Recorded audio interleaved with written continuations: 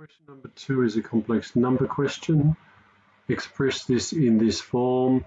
I've done a little bit of calculator work without really showing this calculator work, but I have put my u and my v into the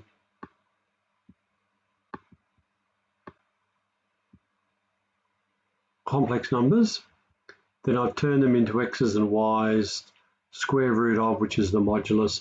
And in this line here, I put that on the calculator, solve for y, and then just wrote it out. I wouldn't write this on my exam paper, but for 3 marks, there's a fair bit of work needed. But I think from here, you could jump to there.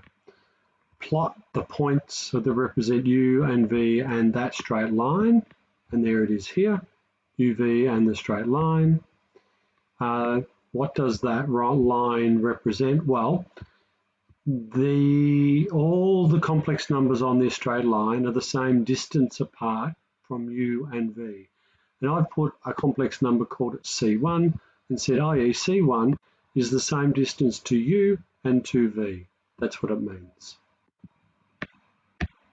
Over the page, sketch the ray, which is the argument of z minus u, so taking u, pi on 4. So that's going to be a straight line with an angle of pi on 4 to the horizontal. It's an open circle, so I've added it on my graph. And there it is here, open circle. Make sure you do a big fat open circle on u. You got grid lines, make sure that your gradient is 1, and then label it. Find the equation of the line. Well, because we've drawn it, I know that that's a line that has a y-intercept of 1, a gradient of 1, and it's got an open circle, so it's bigger than -2, but not inclusive to. So include your restricted domain as well. Otherwise, if you don't include the restricted domain, you're saying that this is a straight line that continues in both directions.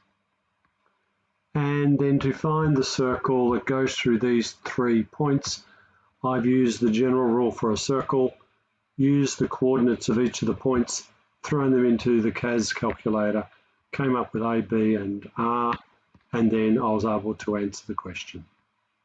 And that's question